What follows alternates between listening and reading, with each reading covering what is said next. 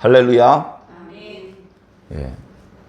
귀한 주일날 이렇게 사랑하는 성도들을 만나니까 참 좋습니다.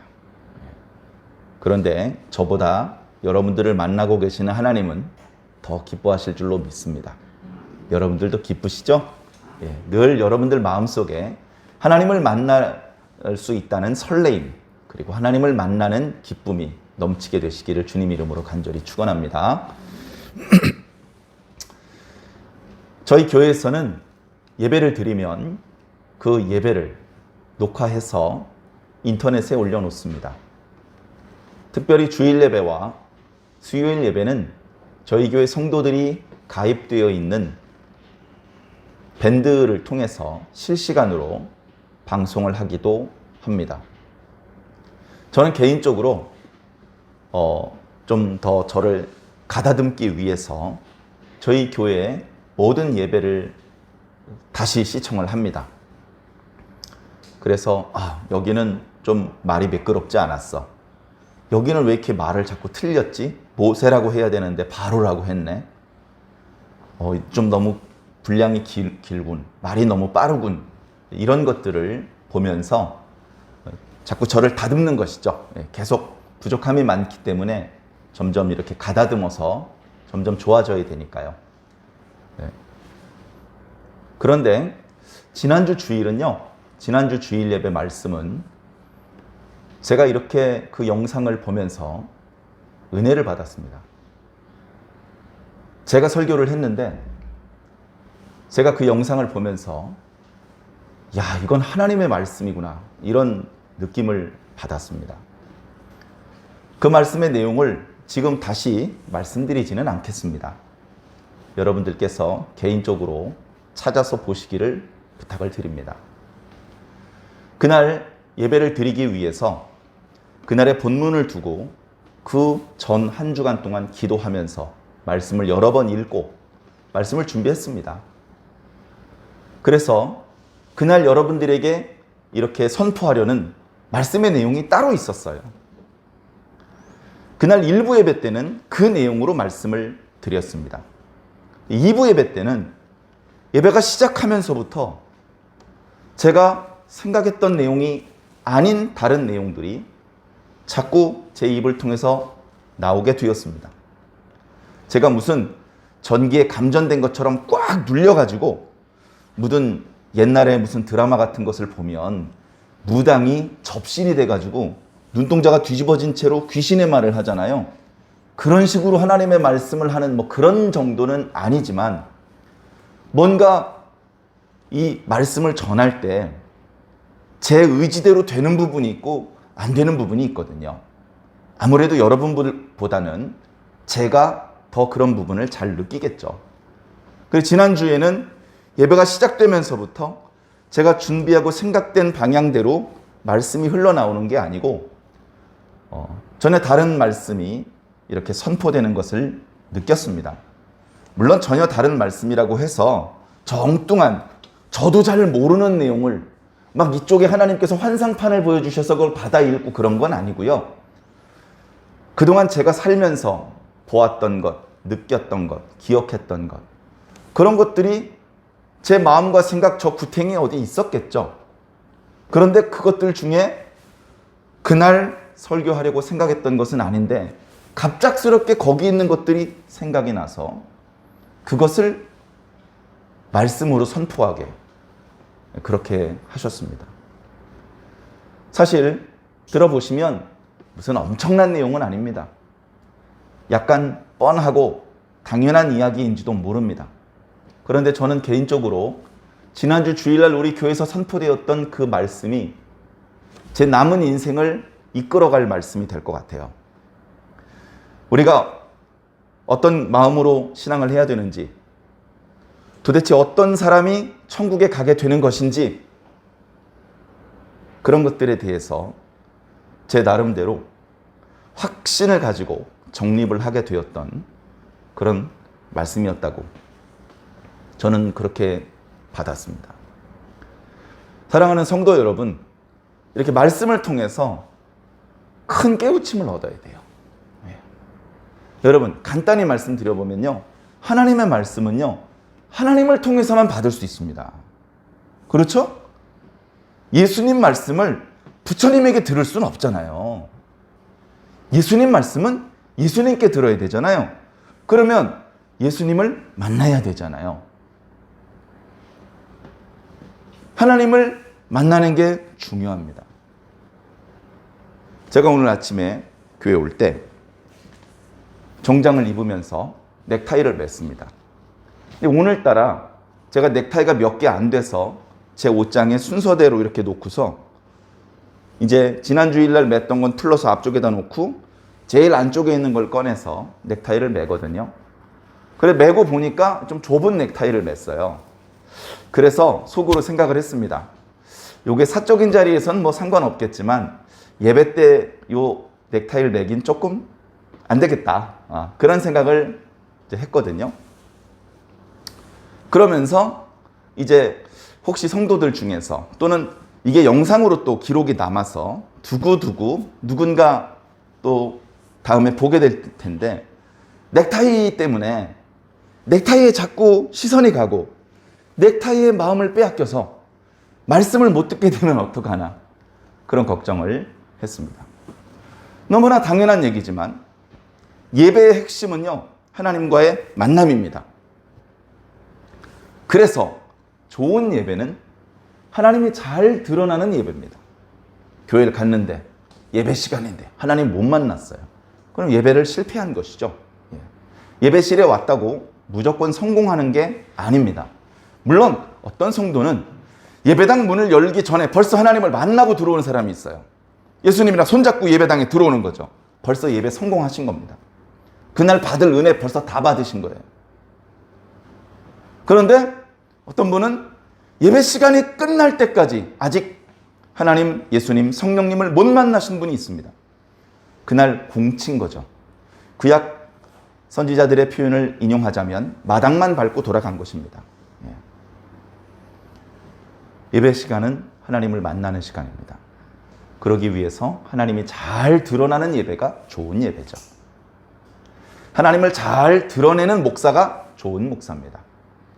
하나님을 잘 드러내려면 목사가 잘 안 드러나야 됩니다. 그죠? 자신을 잘 안 드러내는 목사, 그러면서 하나님을 잘 드러내는 목사가 좋은 목사고, 그런 예배가 좋은 예배, 그런 교회가 좋은 교회입니다. 우리 교회는 좋은 교회입니까? 이 넥타이 때문에 걱정입니다. 여러분, 넥타이 보지 마시고요. 저 보지 마시고 저를 통해서 말씀하고 계시는 하나님을 보시기 바랍니다. 내가 좋아하는 가수가 있습니다. 내가 조용필을 좋아합니다. 조용필이 지금 라디오에서 노래를 부르고 있어요. 야, 조용해봐!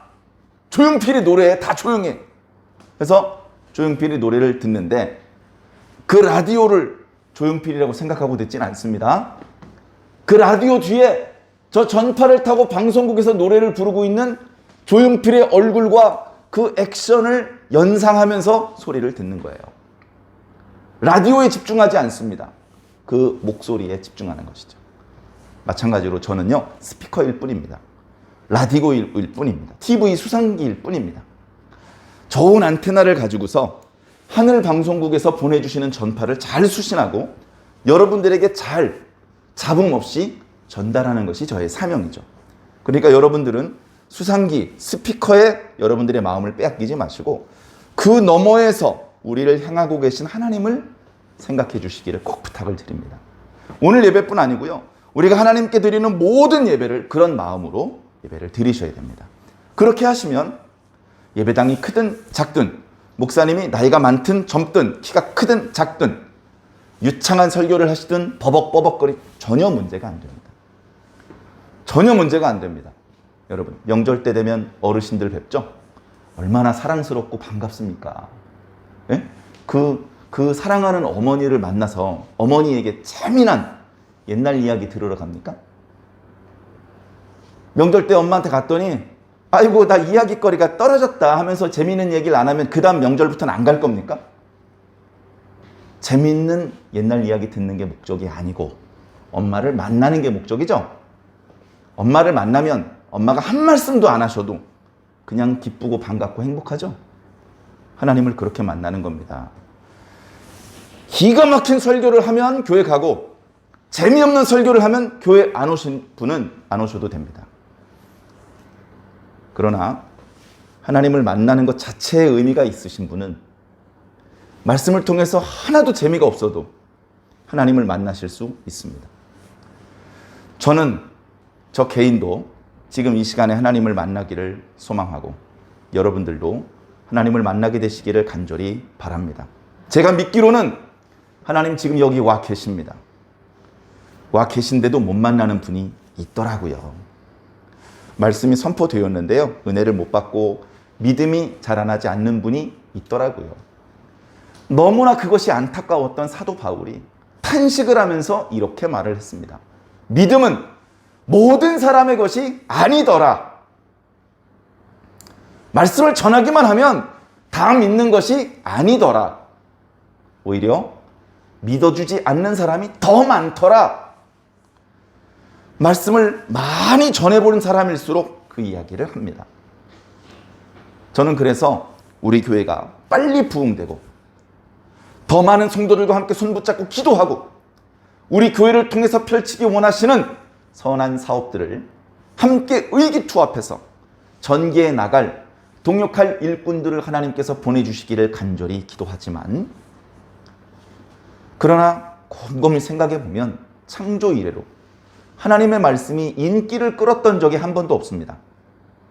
하나님의 말씀 그대로 선포했을 때 많은 대중들이 환호를 하고 열광을 하고 따라 주었던 적이 없어요. 예수님 때 많은 사람이 따랐었죠? 기적 보고 따라온 겁니다. 말씀 보고 따라온 게 아니에요. 기적을 베풀 때는 몰려들었다가 말씀을 전하니까 다 도망갔습니다. 그렇다면 그런 의미이기 때문이라면 우리 교회의 부흥이 조금 더뎌도 인내해야 되겠구나. 그런 생각을 가끔은 합니다. 사랑하는 성도 여러분, 제가 이 신앙의 순결을 잃어버리지 않도록 기도해 주십시오. 우리 교회가 참된 교회로서의 정체성, 그것을 잃어버리지 않도록, 주제 파악을 잃어버리지 않도록 기도해 주십시오. 자, 오늘 말씀 드려보겠습니다. 드리고 싶은 말씀이 너무 많아요. 그래서 조금 표현이 빠를지도 모릅니다. 말하는 속도가 조금 빠를지도 모릅니다. 양해해 주십시오. 오늘 말씀은 출애굽기 28장입니다. 출애굽기 말씀 많이 읽으셨죠? 내용도 잘 아시죠? 저도 잘 압니다. 그런데 이번에 출애굽기 말씀을 묵상하면서 새롭게 배운 게 너무나 커요. 출애굽기 말씀 전체가 어떻게 보면 우리 신앙의 모든 여정과 모습들이 다 나타나 있는 것 같은 그런 느낌을 받습니다. 그냥 간략하게 말씀드리면 우리가 죄의 종이었어요. 이스라엘 백성들이 애굽의 종이었던 것처럼. 그런데 하나님께서 그 죄악의 사슬을 결박을 깨트리시고 우리를 자유자가 되게 해주셨어요. 마치 이스라엘 백성들을 10가지 재앙으로 애굽을 굴복시키시고 거기서 나오게 하셨던 것처럼. 그리고 우리는 교회에 와서 하나님의 백성이 되었어요. 이스라엘 백성들이 시내산에서 하나님과 언약을 맺음으로 언약 백성이 되었던 것처럼. 그런데 교회가 최종 목적지가 아니죠. 하나님의 나라가 최종 목적지입니다. 이스라엘 백성들도 시내산이 최종 목적지가 아니고 가나안 땅이 목적지였기 때문에 그 시내산에서 맺었던 언약과 계속해서 전달되고 있는 말씀의 끈을 붙잡고 그 가나안 땅을 향해서 가는 여정, 그것이 바로 우리의 신앙의 모든 여정이잖아요. 그 모든 여정을 한번 간략하게 살펴보겠습니다. 출애굽기는 1장부터 40장까지 있어요. 1장에 보면 우리가 잘 아는 이름들이 나옵니다. 예를 들면 아브라함, 이삭, 야곱, 요셉 다 죽었대요. 그들이 하나님과 언약을 맺었는데 언약을 맺었던 사람이 죽었대요. 근데 안 죽으신 분이 있는데 하나님이 안 돌아가셨어요. 하나님이 여전히 살아계셔서 이스라엘 백성들의 조상들과 맺으셨던 언약을 기억하시고 묵묵히 그 약속을 이루고 계십니다. 그래서 2장에 보면 모세가 태어납니다. 3장에 보면 모세가 하나님을 만납니다. 하나님의 선지자가 되었어요. 그래서 모세가 이스라엘 백성들에게 갑니다. 바로를 만납니다. 바로가 말을 안 듣습니다. 이스라엘 백성들이 더 혹독한 노역에 시달립니다. 그러다가 하나님께서 다시 모세에게 용기를 주시고 강하게 붙들어 주셔서 드디어 모세를 통해서 10가지 재앙이 애굽 땅에 쏟아집니다. 10번째 재앙이 쏟아지고서 이스라엘 백성들은 급하게 애굽에서 나오게 됩니다. 애굽의 병사들이 추격해 옵니다. 홍해를 건너는 순간에 애굽의 병사들과 만나게 되는데 홍해가 열리고 이스라엘 백성들은 건너가는데 애굽의 군병들은 홍해에서 수장되는 역사가 나타납니다. 그리고 그 역사를 바라본 이스라엘 백성들이 우리 이스라엘은 구원하시고 우리를 압제하던 저 애굽의 병사들은 바닷속에 빠져 죽게 하신 하나님을 찬양하는 내용이 15장입니다. 10가지 재앙. 여기까지가 출애굽기에 이제 한 토막이 끝난 것이죠. 자, 이제 애굽은 이미 10가지 재앙으로 국력이 땅에 떨어진 데다가 그나마 남아있던 모든 힘이 홍해 바닷속에 빠져버렸어요. 이제 더 이상 애굽은 이스라엘 백성들을 추격하고 다시 붙잡아와서 자기들의 노예로 만들 힘이 없습니다. 이제 완전히 애굽으로부터 벗어져 나왔죠. 그러나 끝난 건 아닙니다. 16, 17, 18장에 보면 하나님의 백성인데도 불구하고 홍해에서 애굽에서 10가지 재앙, 홍해를 건너는 기적 이런 것들을 체험했음에도 불구하고 물이 없고 양식이 없을 때 마음껏 하나님을 원망하고 다투고 시험하는 모습들이 나타납니다. 그럼에도 불구하고 하나님께서 야단치지 않으세요. 그래, 너희들이 목말라서 그러는구나. 그래, 너희들이 배고프니까 그랬겠지 하면서 그들에게 물과 양식을 공급해 주셨습니다. 그리고서 19장부터 24장까지 제가 종종 말씀드리는 것처럼 출애굽기 전체의 가장 핵심적인 부분입니다. 이 대목은 이스라엘 백성들이 애굽에서 나와서 드디어 시내산 자락에 도착을 했고 거기서 하나님과 언약을 맺는 놀라운 축복의 현장이기 때문에 그렇습니다. 자, 거기서 또 출애굽기의 이야기는 끝나지 않죠. 25장부터 31장까지 하나님께서는요, 참 멋진 분이야. 뭐냐면 멋있는 말은 해놓고 나 몰라라 하는 분이 아니고 이렇게 체결된 언약의 후속 조치로서 말로만의 언약이 아니라 실질적으로 이 언약이 성립되고 작동되게 하기 위한 시스템을 구축하기 시작을 하시는 거예요. 그 내용이 25장부터 31장까지의 말씀입니다. 그러니까 오늘 본문 28장도 여기 중간에 있는 말씀이네요.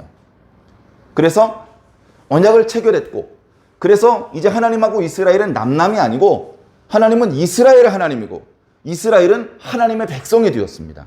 더 이상 분리된 것이 아니고 한 덩어리로 연합된 것이죠. 이제 이스라엘은 다른 신은 섬기지 않습니다. 오직 여호와 하나님만을 섬깁니다. 이제 하나님은 이스라엘이 기도하고 있다면 하던 일을 멈추고 이스라엘의 일을 돕기 위해 제일 먼저 발벗고 나서는 분이 되어 주신 것입니다. 그런 놀라운 언약 관계가 성립되려면 하나님께서 이스라엘 백성들과 가까이 계셔야 됩니다. 시내산 꼭대기에서 우리 귀로 듣기에는 감당하기 어려운 큰 음성으로 말씀하시는 것이 아니라 이스라엘 마을 그 동네 한복판에 전입신고 이사에 들어오셔서 거기서 소곤소곤 말씀하셔도 들릴 수 있는 곳까지 들어오셔야 되는 것이죠.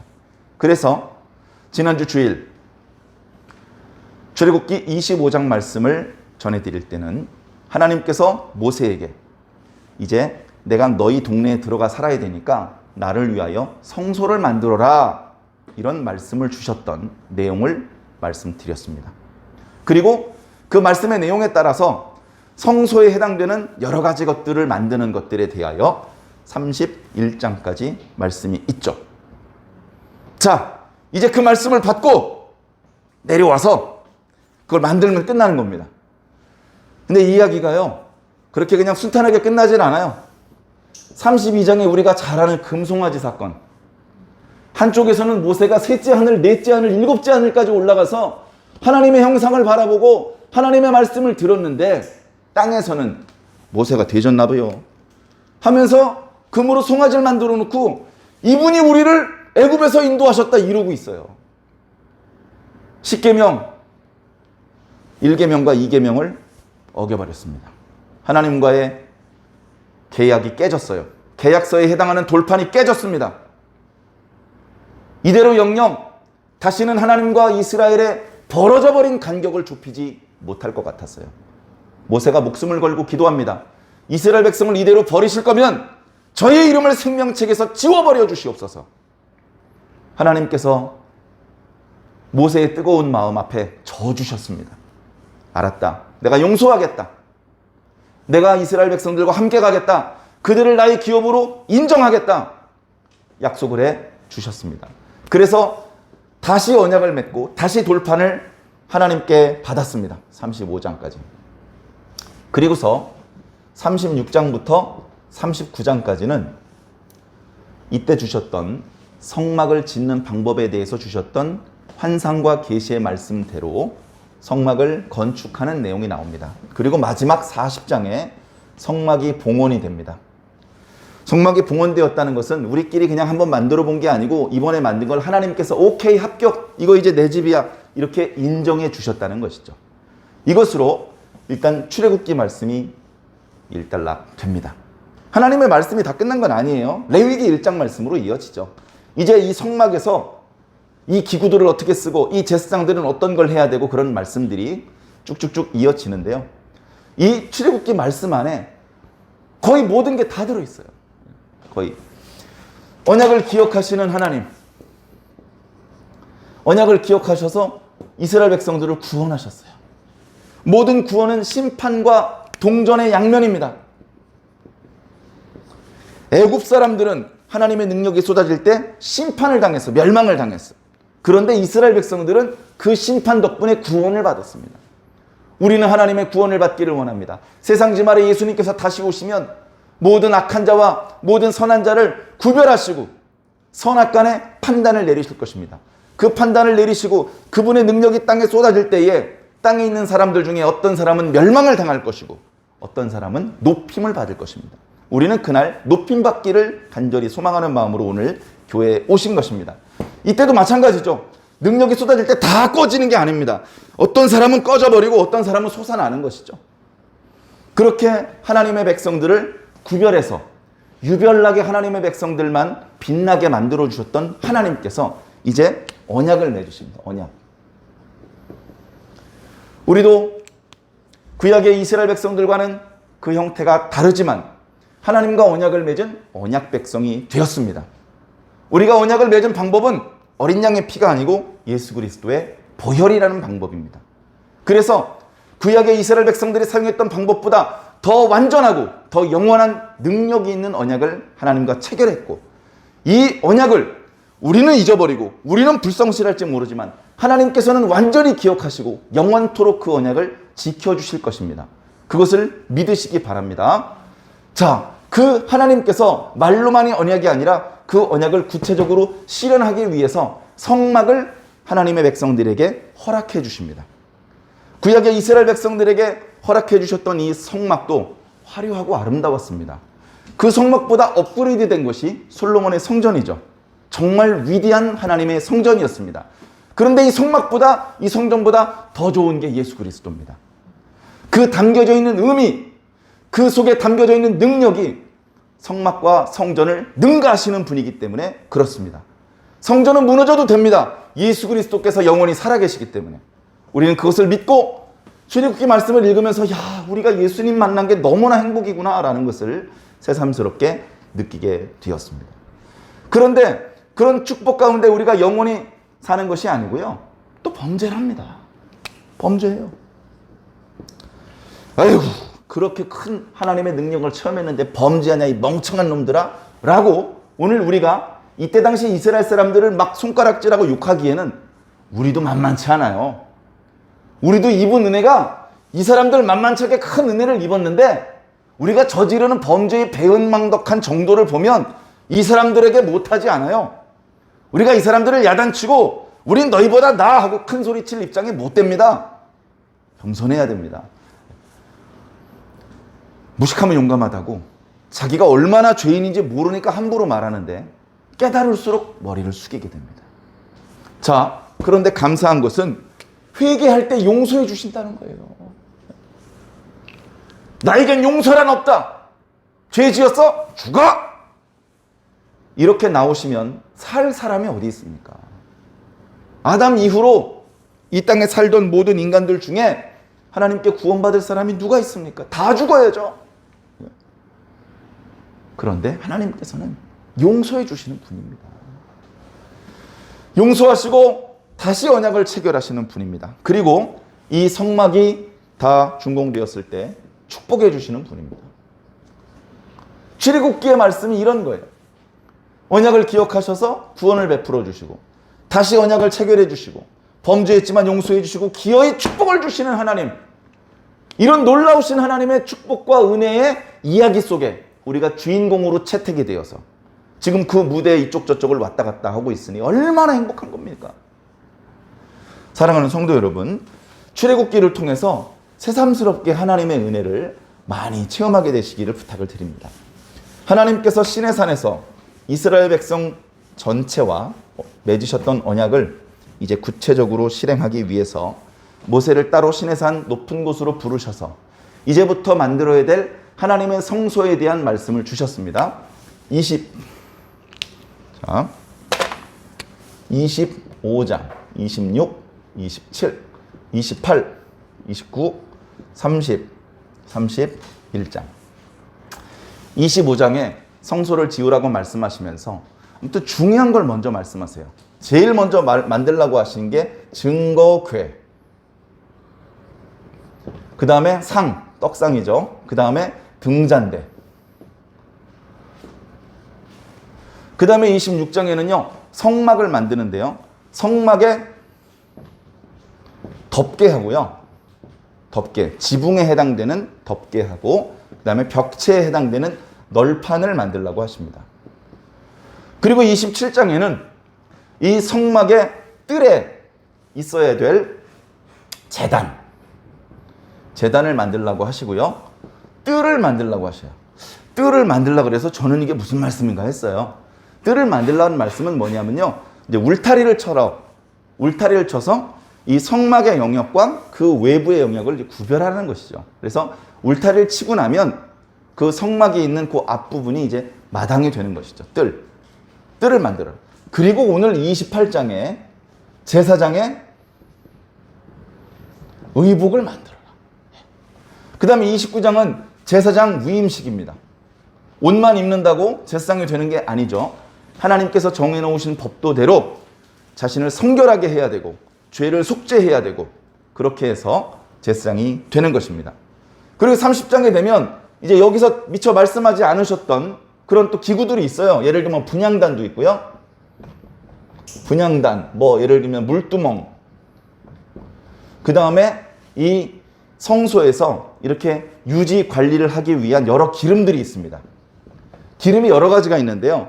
이게 들이붓는 기름을 관유라고 하고요. 그 다음에 빛을 밝히는 기름을 등유라고 합니다.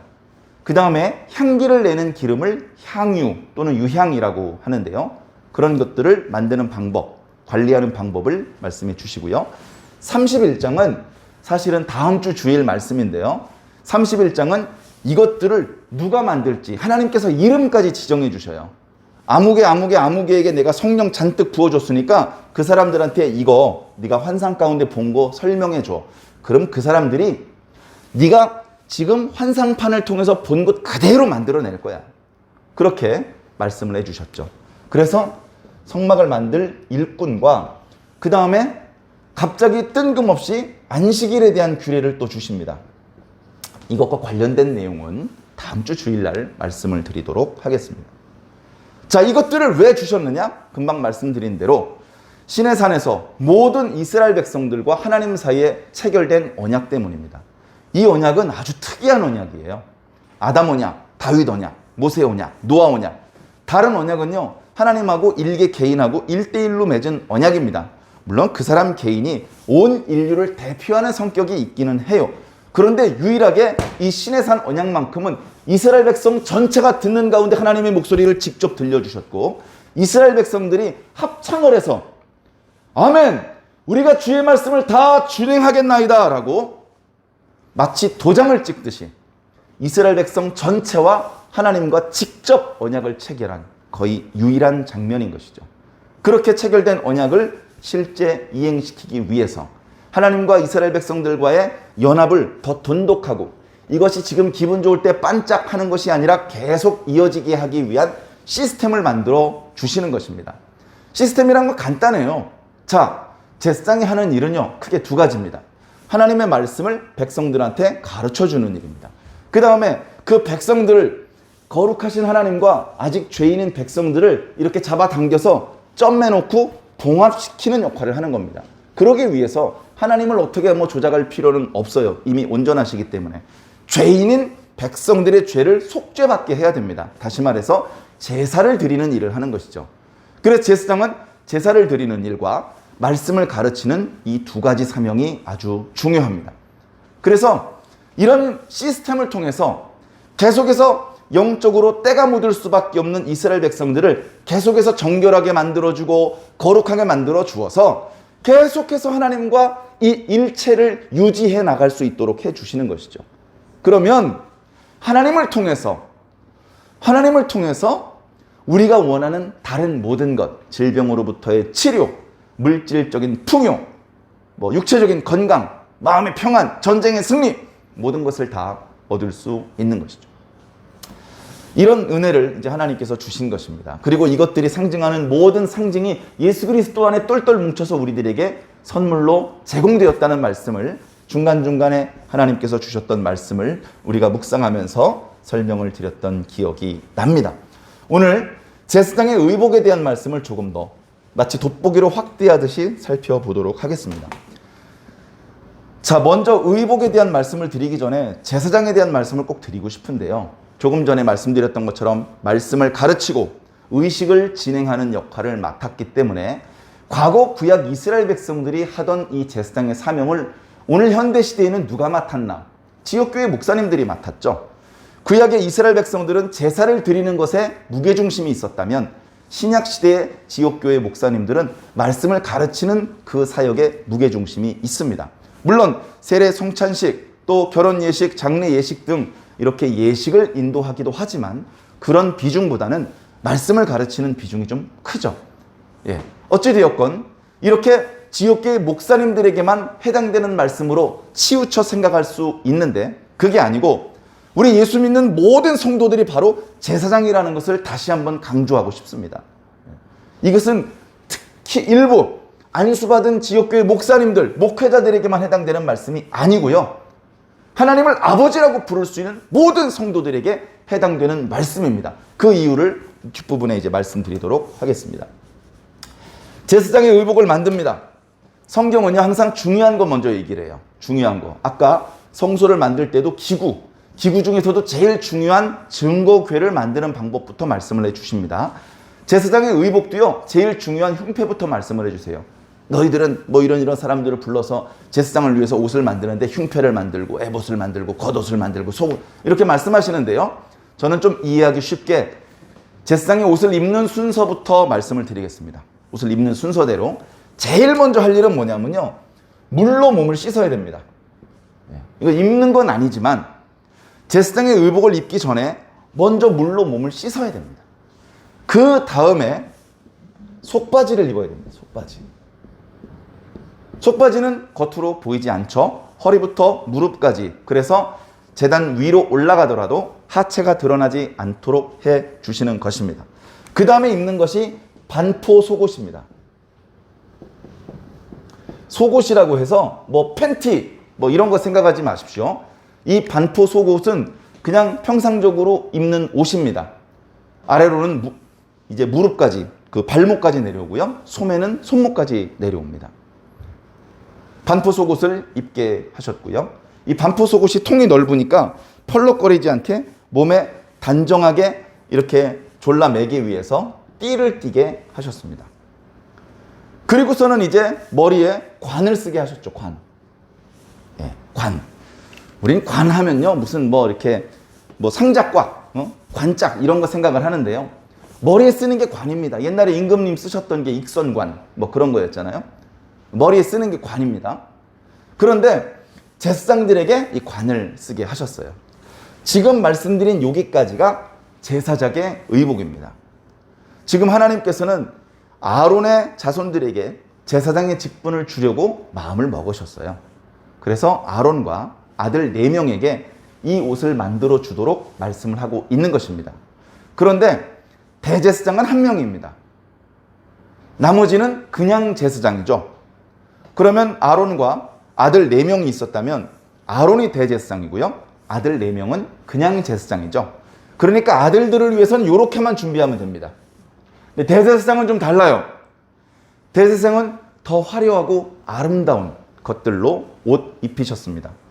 자, 이렇게 속옷을 입고 띠로 허리를 동인 이후에 그 다음에 뭘 입냐 하면 겉옷을 입습니다.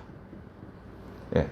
오늘 말씀에 나타나는 부분인데요. 겉옷은 푸른색으로 청색으로 물을 들이게 그렇게 하셨습니다. 겉옷은 무릎 정도까지밖에 안 내려오고요. 소매도 팔꿈치 정도밖에 안 내려온다고 합니다. 그리고 겉옷 위에 오늘날 우리가 말하는 것으로 조끼와 비슷한 에봇을 입게 하셨습니다. 에봇은 다른 옷들과는 달라요. 더 비싸고 더 화려하게 장식을 하게 해 주셨습니다. 그러니까 가늘게 꼰 배실을 바탕으로 청색, 홍색, 자색 실뿐 아니라 금실까지 써서 에봇을 만들게 하셨습니다. 그것을 입고요. 그리고 이제 여기에 에봇에는 흉패를 붙이게 했습니다. 흉패. 한 뼘 정도, 가로 세로 한 뼘 정도 되는 크기로 2겹으로 만들어서 12보석을 물렸고요. 12보석. 12보석이 물려있고 보석이 12개인데 각각의 보석에 이스라엘 12지파의 이름을 새겨 놓도록 말씀하셨습니다. 그 다음에 이 에봇 어깨바지예요. 어깨바지에는 또 뭘 하게 하셨냐면은 기념 보석을 하게 하셨습니다. 기념 보석. 이건 호마노가 2개인데요. 이 호마노는 이제 넓적한 모양으로 오른쪽과 왼쪽 어깨 위에 붙여놓고 거기에 이스라엘의 12아들을 나이 순서대로 6이름씩 기록하게 하셨습니다. 그 다음에 관도, 대제사장의 관은요, 관을 쓴 이후에 그 위에 금패를 붙이게 했습니다. 금으로 패를 만들어서 이마에다 붙이고 이제 끈을 달아서 이마에 고정이 되도록 그렇게 했죠. 이 금패에는요, 여호와께 성결이라고 기록하게 하셨습니다. 자, 그 말씀들이 이제 오늘 읽었던 본문 말씀에 나타나고 있는 것이죠. 특히 겉옷부터 요 윗부분에 해당되는 내용들, 그것이 31절 이하의 말씀에 나타나고 있습니다. 제사장의 의복을 통해서요, 우리에게 주시려는 메시지가 있어요. 별로 어렵지 않습니다. 간단하게 한번 살펴보겠습니다. 제사장의 의복과 관련된 규례들로 꽉 차 있는 출애굽기 28장을 보면 앞부분에 3절이었나요? 네, 2절이었네요. 제사장의 의복을 이렇게 입히게 하시는 이유에 대해서 말씀하고 있습니다. 2절을 보니 네 형 아론을 위하여 거룩한 옷을 지어 영화롭고 아름답게 하라. 자, 첫 번째는요, 이 제사장을 영화롭고 아름답게 하기 위함입니다. 영화롭고 아름답게. 자, 두 번째는요, 두 번째는 뭐 여러 군데 나옵니다. 28장 1절에도 나오고요, 3절에도 나오고요, 4절에도 나오고요, 저 뒤에 보면 이 41절에도 나옵니다. 뭐냐 하면 이런 의복을 입음으로 해서 제사장의 직분을 행하게 하라. 예. 자, 그리고 세 번째가 더 중요한데요. 세 번째. 이 세 번째 제사장의 의복의 의미와 관련해서는 여기 오른편에 기록되어 있는 금패와 흉패, 기념 보석을 통해서 그 의미를 살펴보면 좋을 것 같습니다. 제사장의 모든 의복 중에서 여기 기록되어 있는 세 가지는요, 특징이 있는데요. 글씨를 쓰게 되어 있어요. 글씨. 기념 보석에는 이스라엘의 12아들의 이름을 나이 순서대로, 그리고 판결 흉패에 달리는 12보석에는 이스라엘 12지파의 이름을 쓰게 하셨습니다. 그러면서 뭐라고 말씀하셨습니까? 내가 너희를 영원히 기념할 것이다. 기념한다는 것은요, 기억한다는 말입니다. 내가 너희를 영원히 잊어버리지 않을 것이다. 내가 너의 이름을 영원히 기억할 것이다. 그러니까 너는 나에게 올 때 항상 어깨에는 기념 보석을, 가슴에는 흉패를, 이마에는 금패를 달고 나오도록 해라. 그것들을 통해서 내가 너희들의 이름을 영원히 기념할 것이다.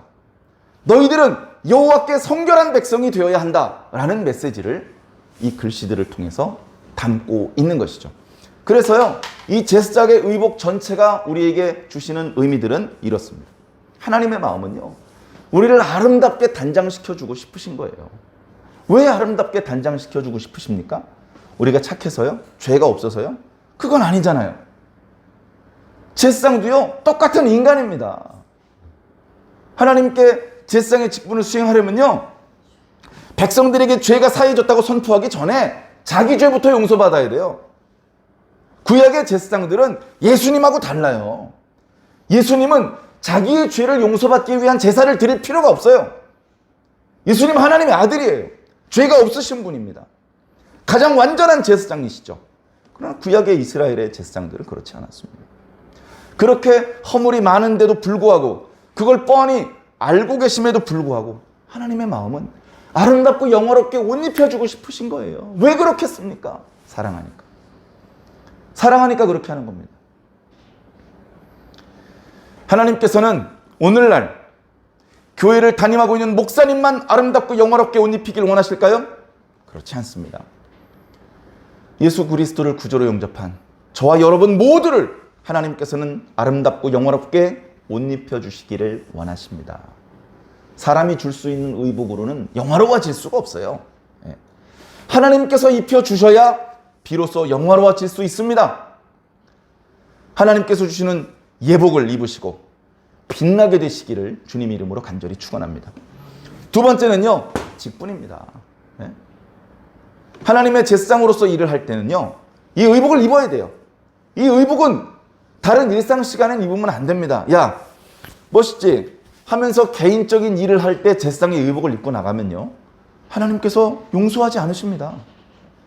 그런가 하면 이 의복을 만들어서 제공해 주셨는데 부지런히 그 옷을 입고 자기의 직임에 충실해야 되는데 불성실하고 태만하다면 하나님께서 기뻐하지 않으시겠죠.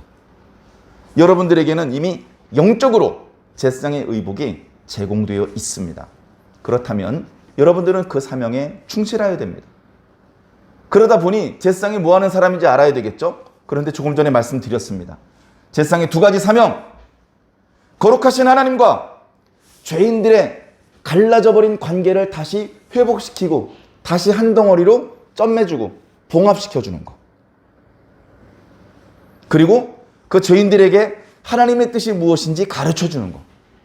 물론 교육받고 훈련받은 현직 목회자님들만큼 여러분들이 그렇게 잘하진 못할지 모릅니다. 그러나 여러분들이 하실 수 있는 만큼은 하셔야 됩니다. 주님께서 주신 직분에 소홀함이 없으시기를 부탁을 드립니다. 자, 그리고 마지막, 하나님께서는 여러분들을 기억하길 원해요. 여러분들을 기억하길 원합니다. 여러분, 오늘 사랑하는 사람을 우리가 어떻게 합니까? 계속 만나고 같이 살 수 없으면 요즘에는 핸드폰에다가 그 사진을 찍어서 보관을 하더라고요. 그래서 보고 싶으면 사진을 봅니다. 그죠?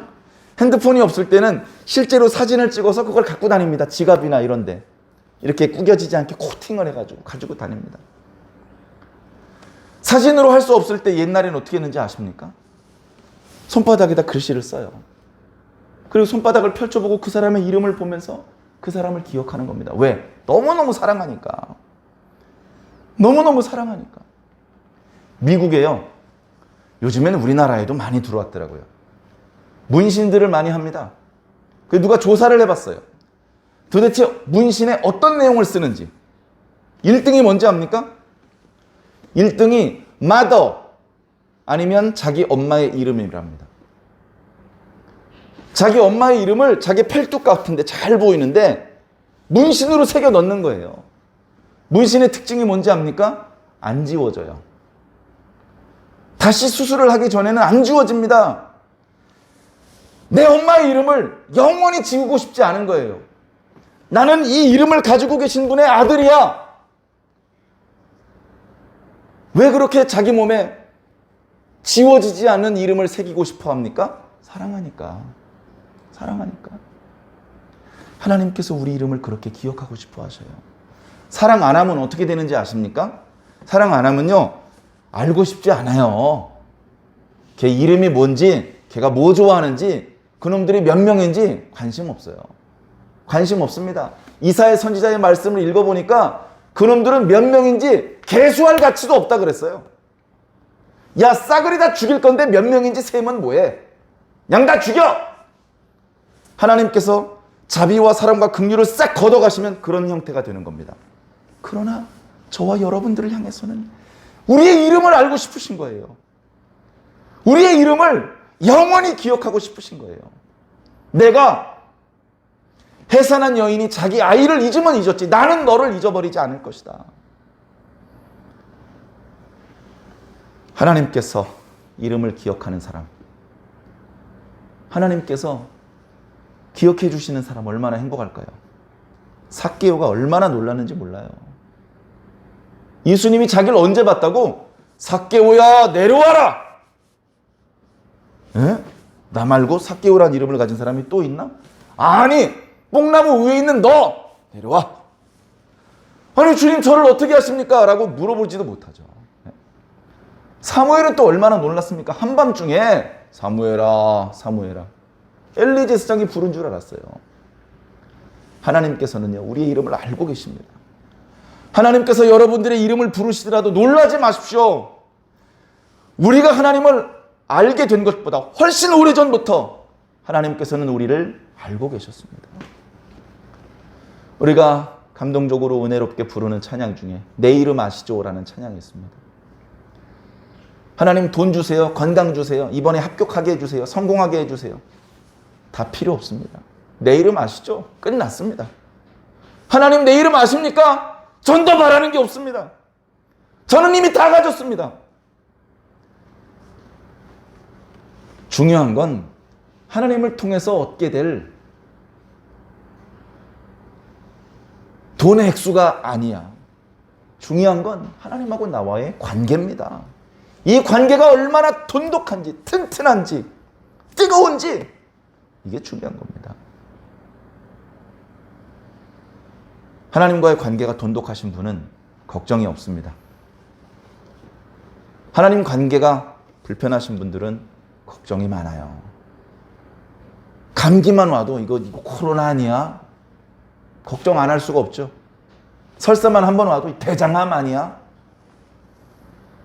하나님과의 끈이 바람만 불어도 뚝 끊어질 수밖에 없는 가느다란 명주실 한 가닥으로 연결되어 있는 사람은 조심스럽죠. 뭐 좀 안 좋은 일이 있으면 내가 범죄해서 하나님께 벌 받은 거 아니야? 이런 생각부터 할 수밖에 없습니다. 그러나 하나님하고 관계가 좋은 분들 걱정 없습니다. 그렇게 하나님과의 든든한 관계 속에서 마음속에 늘 기쁨과 평안이 충만하시기를 바랍니다. 네. 하나님과 관계 속에 다 들어 있습니다. 그러나 우리가 말씀을 통해서 때때로 어떤 때는 제사장에 대해서, 어떤 때에는 뭐 기도에 대해서, 어떤 때는 전도에 대해서 다양한 주제로 말씀을 듣고는 있습니다만 핵심은 하나님입니다. 출애굽기 전체의 핵심은 나는 너를 만날 것이고 나는 너에게 말씀을 전해줄 것이다. 오늘 예배 시작할 때 묵도 말씀으로 읽어드렸던 출애굽기 25장 22절 말씀도 거기서 내가 너를 만나고 내가 거기서 너에게 나의 말을 일러줄 것이다 라고 말씀하셨습니다. 우리 신앙 전체가 그겁니다. 자주 하나님을 만나시고 그 말씀을 들으시기를 주의 이름으로 간절히 축원합니다.